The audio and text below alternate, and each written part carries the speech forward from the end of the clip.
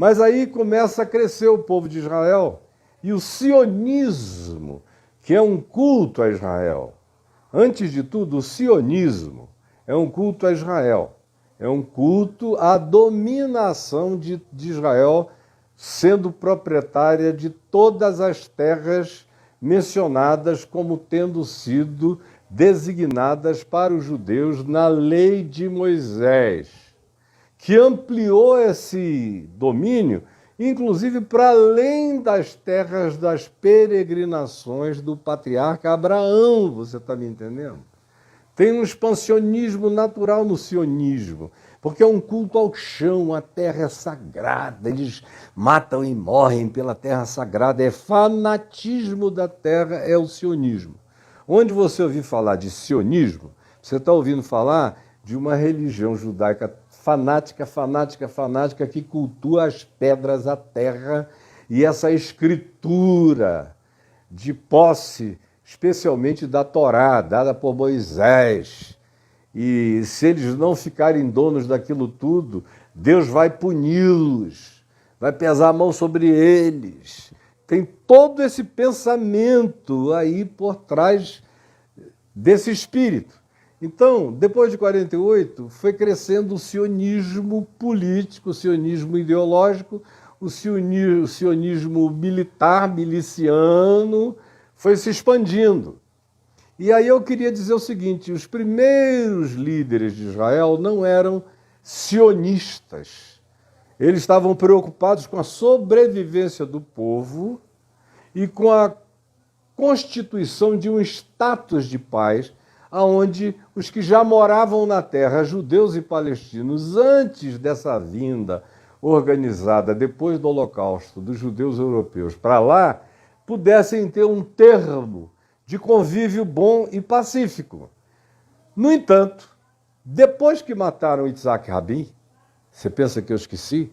Depois que um judeu radical, sionista, fanático, messiânico, desses que querem derrubar o monumento de Omar e a mesquita de Al-Aqsa para construir o terceiro templo lá em cima, no lugar onde estiveram os dois anteriores, que é para, de acordo com a escatologia montada nos Estados Unidos da América e que acabou sendo comprada inclusive pelos sionistas radicais, construir o terceiro templo. Para os sionistas radicais, quando eles erigirem o terceiro templo, que teria que ser depois da Terceira Guerra Mundial, porque se derrubarem o monumento de Omar e a mesquita de Al-Aqsa, o mundo acaba. Vem guerra assim, de um tamanho, não é essa besteira aqui não, com Hamas. É um negócio de uma hecatombe mundial, de gravidades impensáveis, que os caras querem fazer. Porque eles dizem, os sionistas, que quando eles erigirem o terceiro templo lá, o Messias vem. O Messias que não é Jesus, que nunca veio, virá. E os cristãos messiânicos, mas que são iguaizinhos no seu radicalismo, ou até piores em alguns casos, do que os sionistas religiosos judeus, dizem que o terceiro templo tem que ser erguido no lugar onde está El-Aqsa e o Domo da Rocha, que é para Jesus poder voltar, que se não houver um terceiro templo ali, Jesus não volta. Vocês já imaginaram que situaçãozinha mais patética? E que a van-premier do Apocalipse, esses caras ficam querendo fazer acontecer, torcendo para que aconteça, torcendo, querendo fazer força. Bom, depois que o Yitzhak Rabin foi assassinado por judeu radical, sionista, beligerante, desse tipo que odeia palestino, odeia mesmo, quer expulsar todo mundo. Existem essas figuras, não é a maioria do povo de Israel, mas existem essas figuras totalmente radicais, que só não são terroristas, porque o governo de Israel os vigia e os persegue. Porque se desse espaço para eles se tornariam no grupo judeu terrorista contra os palestinos. Que isso fique dito e sabido. Aí matam Yitzhak Rabin, e com Yitzhak Rabin ficou só a geração dele, só o Shimon Peres. Embora os dois nem se dessem tão bem pessoalmente, mas o Shimon Peres fez as pazes com ele, se reconciliou com eles, porque eles tinham o mesmo ideal, a mesma ideologia, entendiam o mundo mais ou menos do mesmo modo e criam nas mesmas soluções de pacificação. Mas com a morte do Yitzhak Rabin, o que aconteceu foi que cresceu o movimento radical, religioso, judaico, fanático, messiânico em Israel. Cresceu. E é aí que começam a ser eleitos os primeiros ministros de extrema direita, como o Ehud Barak, como o Ariel Sharon, que era um trator Caterpillar devastador, não estava querendo saber de paz. E aí, depois dele, veio um outro primeiro-ministro de mandato extremamente irrelevante e chegou o Benjamin Netanyahu, como a gente chama aqui, Netanyahu. Lá eles chamam Netanyahu. O Benjamin Netanyahu chegou como primeiro-ministro, sem maioria no parlamento, mas apoiado pelo partido religioso radical, o Likud, e por uma aliança de radicais de direita, eles conseguiram formar uma maioria muito pequena no parlamento, mas governaram. É um governo parlamentarista, quem tem a maioria no parlamento governa. E ele vem governando.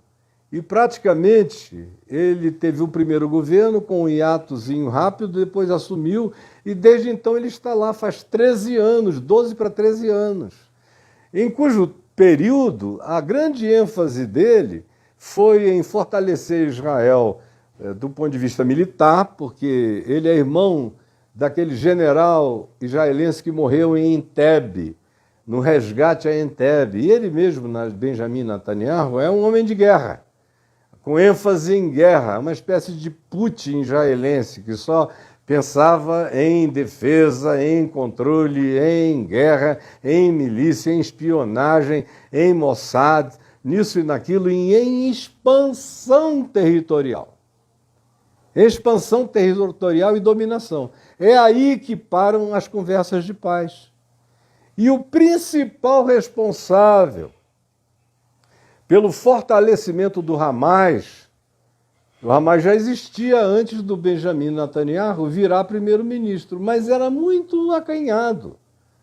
Toda a negociação acontecia com a autoridade palestina e com o Fatah, que tinha se convertido em partido político e era o representante.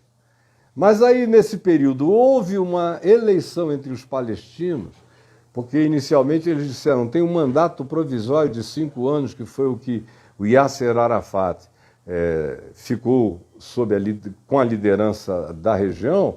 Quando fizeram a primeira eleição, de acordo com o que tinha sido programado 5 anos depois, os palestinos se dividiram. Houve o lado aqui maior do West Bank, ou Cisjordânia, elegeu o Mahmoud Abbas. Teve maioria. E do lado de lá, na faixa de Gaza, que é um lugar bem separado, como vocês veem no mapa, não foi o Mahmoud Abbas. Ele concorreu lá, mas perdeu. Perdeu para representante político do Hamas. Então o Hamas entrou como um partido político e logo depois virou um grupo terrorista e foi se armando como grupo terrorista. Enquanto isso, em Israel, vem o Benjamin Netanyahu e olha para aquele cenário, preste atenção agora, porque você não tem visto isso ser dito em todo lugar por aí. Tem muito pouca gente dizendo isso para explicar o que está acontecendo agora. Vem o Benjamin Netanyahu e cessa. Depois do Benjamin Netanyahu, não tem mais tentativa de paz. Não tem mais troca de terra por paz. Vamos devolver essa terra, que é uma reivindicação palestina, e em troca disso a gente faz um acordo. Não. Quando vem o Netanyahu, o que tem agora é a linha mais dura possível. Netanyahu é um sionista pesado, radical. Como, por exemplo, o ministro da Segurança dele, o ministro atual dele, da Defesa, é um radical sionista horroroso, que deu força e dá força, às vezes, para os grupos radicais judaicos sionistas invadirem a esplanada do templo, como já houve, e recentemente houve de novo aquela maior confusão. O cara que deveria ser o que trabalharia contra essa história fez corpo mole, disse, ó, se vocês quiserem tentar, vão, porque esse é o espírito do Benjamin Netanyahu, especialmente para cá, mas desde Ehud Barak, de Ariel Sharon, que era um grosso, um tosco, e emendando com Netanyahu, a gente já tem aí mais de 20 e tantos anos de um descaso com a paz. Total. Descaso absoluto com a paz. E como os palestinos também não se ajudam, os palestinos brigam, se dividem, parecem denominações evangélicas por causa de religião. Toda religião é parecida, se dividem denominacionalmente. No caso dos islâmicos, são outras caracterizações de divisão. E não são necessariamente doutrinárias, é de pertencimento. A que povo você pertence, a que grupo vinculado ao profeta Maomé você se deriva, de que família do Maomé original você decorre. São outras histórias, é uma história muito longa que não nos interessa aqui.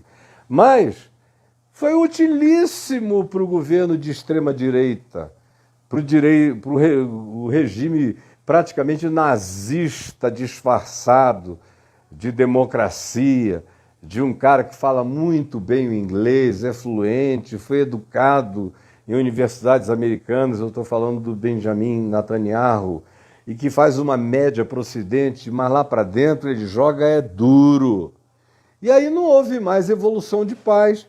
E o que é que o Benjamin Netanyahu fez? Olha a diabolice desse cara, que vai cair. Ele só não caiu agora com o que aconteceu, porque em tempo de guerra Israel não muda primeiro-ministro. O cara deixou a guerra acontecer, ele vai ter que resolver a guerra.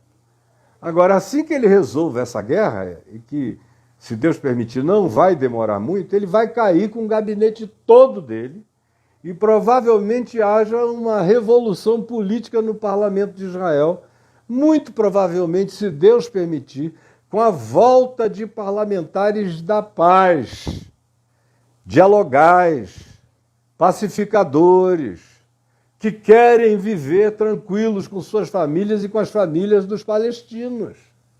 Tomara!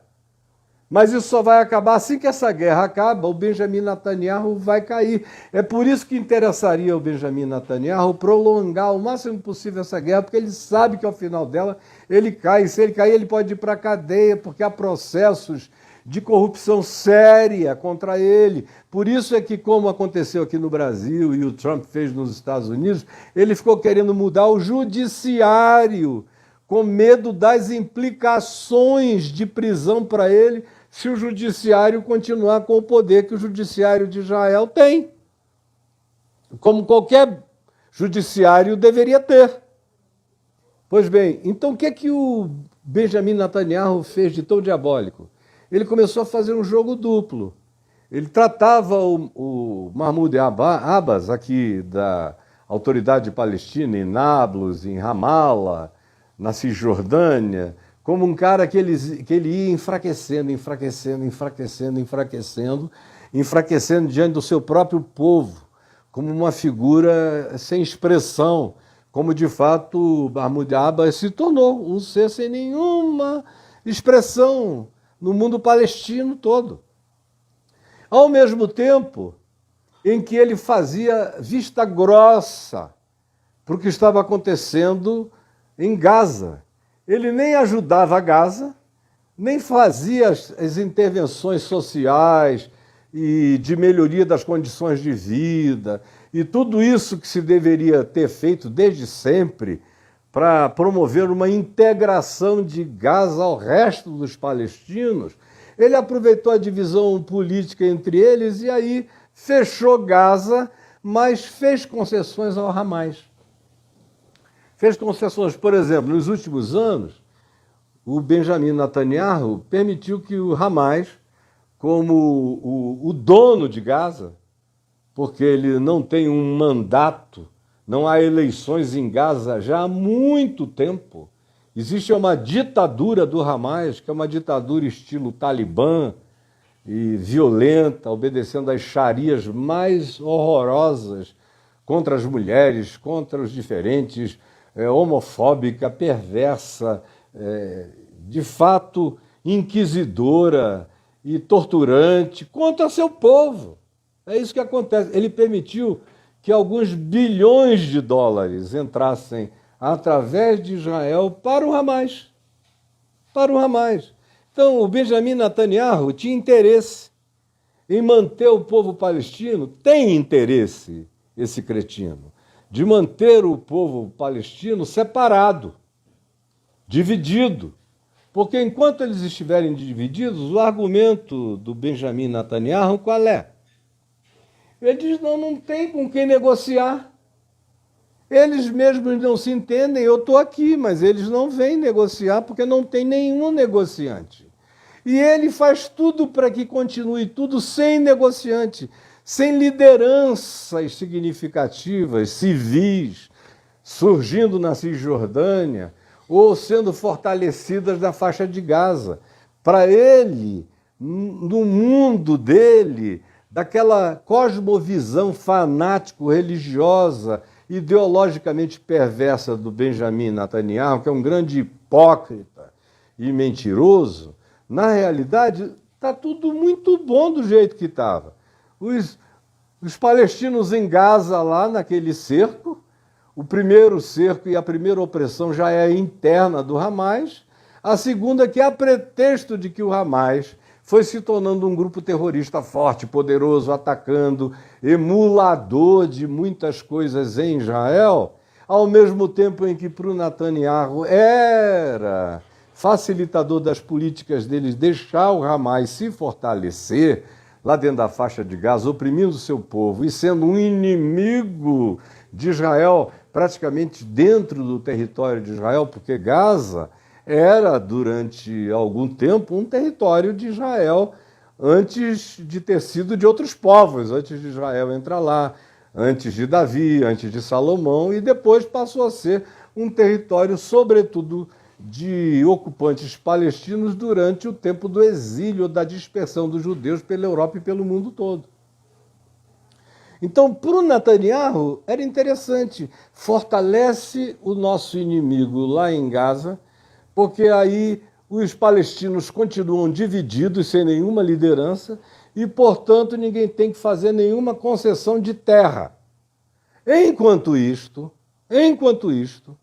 esse senhor, Benjamin Netanyahu, começou a dar força para os fanáticos sionistas religiosos invadirem os territórios palestinos, invadirem, construindo fazendas, botando ocupações, criando comunidades, e os palestinos, sem ter como resistir, porque eles eram grupos não oficiais, esses judaicos, mas eles tinham um backup oficial do primeiro-ministro, que não fazia nada para impedir, podia não ajudar a fazer, mas não impedia, e os palestinos não tinham condição de resistir.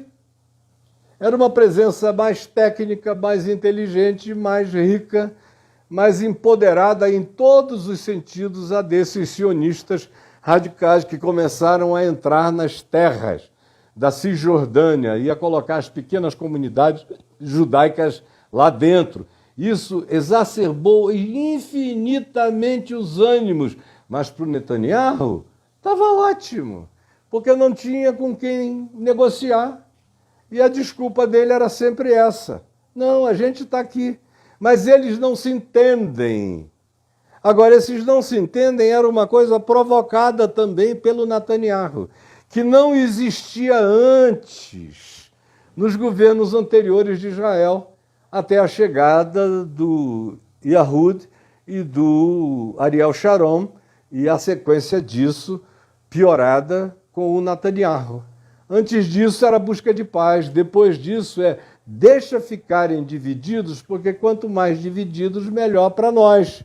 Porque a gente tem o pretexto de não ter diálogo, nem acordos de paz, porque eles não têm paz nem entre eles mesmos. Então, quando você olhar para lá, separe as coisas. Tem a população de Israel, que vem sendo governada, que a maioria da população é uma população liberal, de mente liberal. Você veja que uma das maiores marchas gays do mundo acontece em Israel, em Tel Aviv. É um país profundamente secularizado. Israel, quem está aqui de longe, pensa que é um país religioso. Não. É um país profundamente secularizado, interessado em direitos humanos, em tecnologia, em turismo, em ganhar dinheiro, em prosperidade. Eles estão interessados nisso. É uma população muito menor de religiosos radicais é que acabam elegendo os seus deputados, aqui como no Brasil, a sua bancada da Bíblia. Só que lá já é bem mais velha a bancada da Bíblia de Israel e cresceu a bancada. Não tem exatamente o número de pessoas que são pela paz em Israel, mas representam um grupo que foi se radicalizando cada vez mais durante os governos de extrema-direita religiosa. Repetindo, de Ehud Barak, de Ariel Sharon e de Benjamin Netanyahu. Nossa, nessa brincadeira já se vão 25, 30 anos de postergamento, de atraso, de empurrar com a barriga. Isso foi acumulando, é o período no qual o Hamas cresce, se arma, recebe armas de vários lugares, recebe treinamentos, os mais variados, e no norte o Hezbollah, dentro do Líbano, vai com a mesma atitude crescendo. E aí a gente está aqui em casa assistindo isso sem entender muita coisa. A maioria das pessoas não entende nada. Aí vem esse pessoal aí de internet e dá cada opinião maluca, aí já começa tudo Gog, Magog, Jesus está voltando. Eu quero a volta do Senhor, mas eu não me preocupo com ela. Eu quero a volta de Jesus, mas eu não me preocupo com ela porque eu tô para encontrar com ele. Eu, pessoalmente, Caio Fábio, tô para ir. Se Jesus não vier para a terra, eu estou indo para o céu, para outra dimensão, para uma dessas muitas moradas da casa do meu pai, como Jesus me prometeu. Eu estou para ir. Daqui a mais um tempo, pouco tempo, 10 anos, 15 anos, 20 anos, se Deus me der muito tempo ainda aqui, eu vou. Eu tenho consciência disso, tanto quanto que tem um cafezinho aqui na minha frente. E é com absoluta naturalidade que eu vivo essas coisas. Eu quero que o Senhor volte logo, porque eu quero logo voltar para Ele. Porque a minha vida é Ele. Se eu estiver no corpo, a minha vida é Cristo, é o Evangelho. E quando eu deixar esse corpo, a minha vida é a glória eterna do Cristo. Então, eu quero. Mas eu não torço pelo cumprimento de profecias. Profecias que precisam de torcida organizada para se cumprir não merecem ser levadas a sério. Porque as verdadeiras profecias se cumprem contra tudo, contra todos, com conhecimento, sem conhecimento, com torcida organizada, em favor ou contra, ela é soberana. E a profecia só se cumpre, a profecia que promete o mal, a profecia que promete juízo, ela foi dada, sempre foi dada, na perspectiva de que o povo se arrependesse e a evitasse. Preste atenção, toda profecia de juízo que você encontra na Bíblia, toda, tem um condicionante, tem um condicional, se não se arrependerem, vai ser assim. E sempre foi, do jeito que foi dito, quando não houve arrependimento. Mas se arrependiam, a profecia não se cumpria, porque o objetivo da profecia que anuncia o mal não é que o mal se cumpra, é que pelo anúncio do que virá como juízo, por causa da atitude de perversidade desses contemporâneos que receberam as profecias, haja algum arrependimento, uma mudança de consciência e a profecia pare, não precise se cumprir, assim como na vida humana. Tem profecias contra mim, contra você, que se eu viver de um determinado modo, eu vou me estoporar. E se eu quiser me estoporar, eu cumpro aquela profecia vivendo daquele modo. Mas quando eu atendo a palavra profética, e toda palavra que exorta, consola e edifica é palavra profética, de acordo com a interpretação de Paulo, quando eu dou ouvidos à palavra profética, a profecia não se cumpre contra mim. Ela só se cumpre em meu favor. Então pare de torcer por profecias bíblicas, elas não precisam disso. Quem fica torcendo por profecias de ódio, de guerra, de malignidade, de hequetombes mundiais, disso tudo é gente ruim, é gente perversa, é gente má, é gente sem Deus no coração, sem o amor de Cristo. Porque Jesus, quando falou do tempo do fim, em Mateus 24, em Lucas 20, em Marcos, nos lugares em que ele falou do tempo do fim, ele está sempre com aquela expectativa de que o fim seja adiado. De que o fim seja adiado. Sempre. O apóstolo Pedro diz que a volta do Senhor não tarda, é que o Senhor não quer que ninguém se perca, mas que todos chegam ao pleno conhecimento da verdade. Deus não tem pressa, ele não é um Deus de ódio nem de ira, é o Deus da graça e do arrependimento.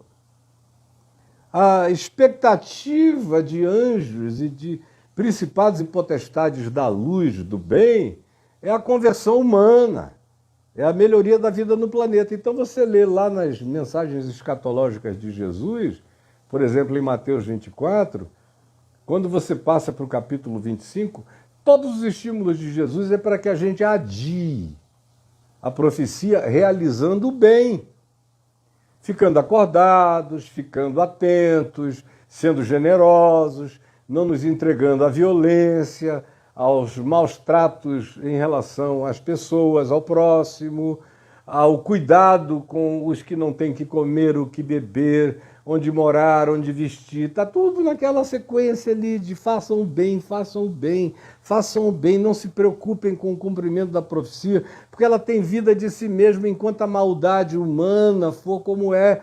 E enquanto vocês praticarem essa maldade, vocês estão acelerando as coisas. Portanto, nunca torçam pelas profecias. E eu disse ontem e vou repetir hoje de novo. Jesus não precisa de cumprimento de nenhuma profecia para voltar. Nenhuma. Ele pode voltar a hora que ele quiser, isso é soberano, é do Pai. Já houve catástrofes na Terra para escrever e reescrever o sermão escatológico de Jesus muitas vezes. Nunca deixou de haver. Só aumentou, mas nunca deixou de haver tudo que Jesus disse nas suas mensagens do fim do mundo que aconteceriam. Nunca não aconteceu desde os dias dele. É tão verdade isso que os primeiros cristãos achavam que o mundo estava acabando. E que com a destruição de Jerusalém no ano 70, aquilo ali era às portas.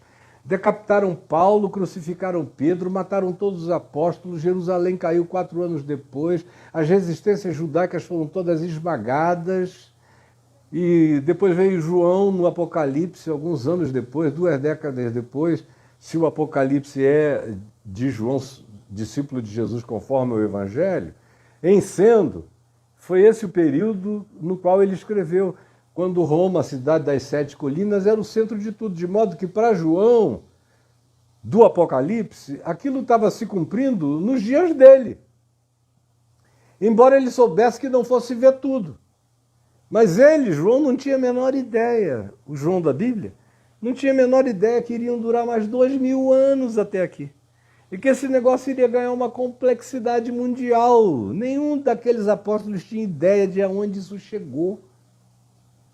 Nem onde eles chegaram, nem do que aconteceu com a Bíblia no mundo, de como ela é usada hoje como material de guerra, manual de guerra. Parece que foi um livro escrito por Maquiavel, de tão perverso é o uso que fazem para justificar o ódio, a guerra, a violência, a separação, a intolerância. Parece que foi escrito por Maquiavel.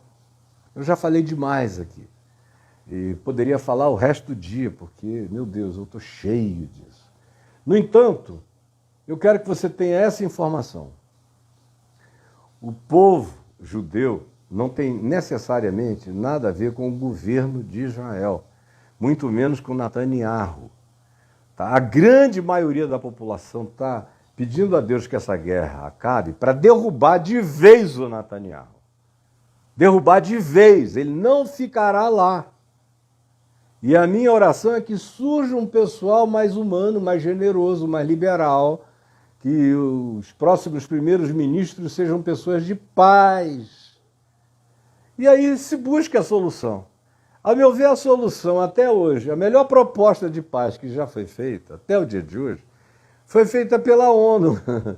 A ONU disse, olha, faça o seguinte, o nó górdio, embora não tenham usado essa expressão, mas o laço, o nó, o ponto de conflito que não desata entre vocês é a cidade santa, religiosa, sagrada. O sagrado é um diabo, meu Deus.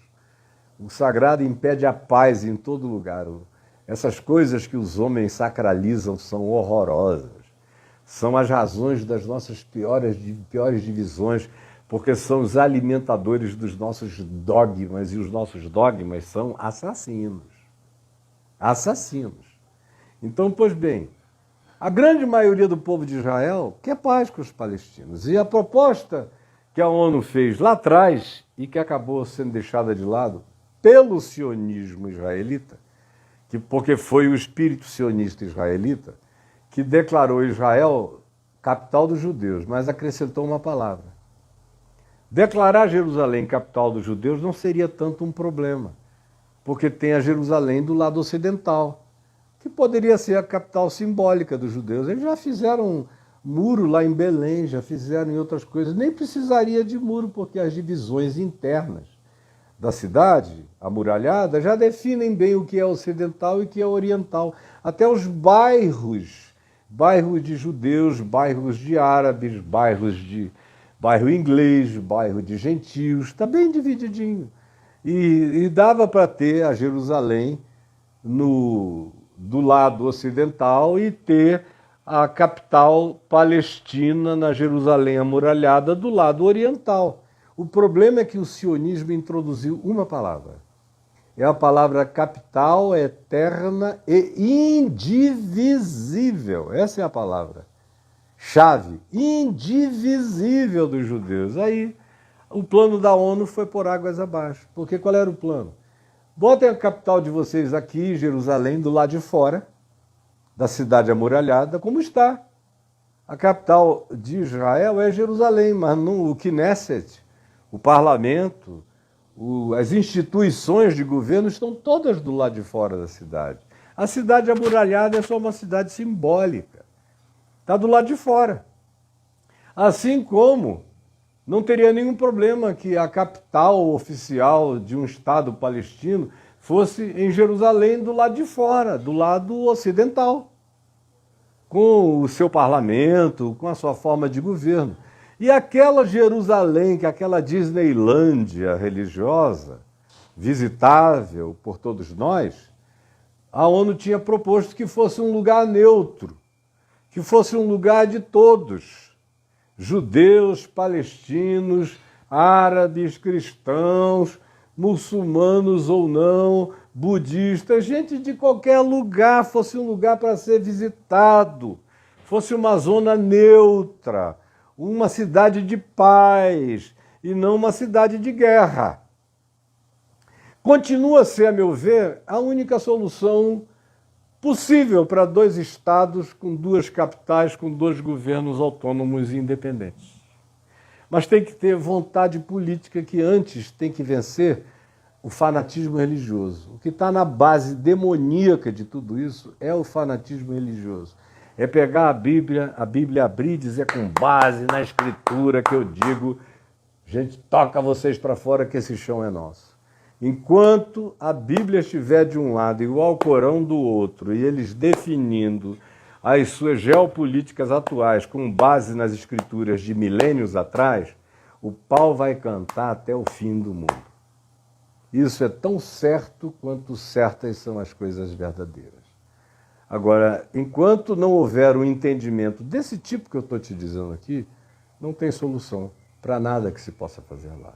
Agora, eu falei demais, dei muita informação, você quer, é o cara que chega aí, olha, deixa eu te mostrar aqui, olha, vai entrar o muro, o Monte das Oliveiras vai se dividir no meio, Jesus vai botar o pé de um lado e vai do outro, vai acontecer isso, as duas testemunhas virão, aí começam a pegar o Apocalipse e fazer aquela leitura literal, aí vão botando apelido, Gog é fulano, Magog é não sei quem, Ross é não sei quem, vão criando uma fantasia geopolítico demoníaca horrorosa que impede qualquer que seja conversa de paz. Agora, eu sei que eu falo para pouca gente, porque é muita gente burra, muita gente idiota, muita gente apressada, muita gente intolerante, muita gente que não quer ouvir a verdade, que dá coceira nos ouvidos, muita gente que prefere, como Paulo disse, se entreter com a mentira e com o engano do que dar crédito à verdade. E aí engrossam o caldo dessa sopa infernosa de perdição, de guerra, de morte e de calamidade que a gente está assistindo. Bom, quem concordar comigo, bem-aventurado seja, eu sei o que eu estou te dizendo. Quem não concordar, eu sinto muito por você. E porque você é parte do problema, é parte do ódio, é parte da guerra, não é parte da solução. Se eu falei alguma coisa e você tem amigos calmos, que conseguem ouvir 1 hora de fala sem terem uma crise histérica, mande essa minha fala para eles, porque eu sei que eu não falo para grandes multidões. Multidão eu teria que falar em 3 minutos no máximo, e cheio de pirotecnias e de promessas para agradar a idiotice da grande maioria, porque, como disse alguém que não faz jus à sabedoria que expressou, mas sabiamente expressou, que a quantidade de idiotas no planeta Terra só aumenta e cada vez mais aumentará. É o cordão dos idiotas cada vez aumenta mais. Que Deus nos salve disso e nos liberte dessa incompreensão mortal.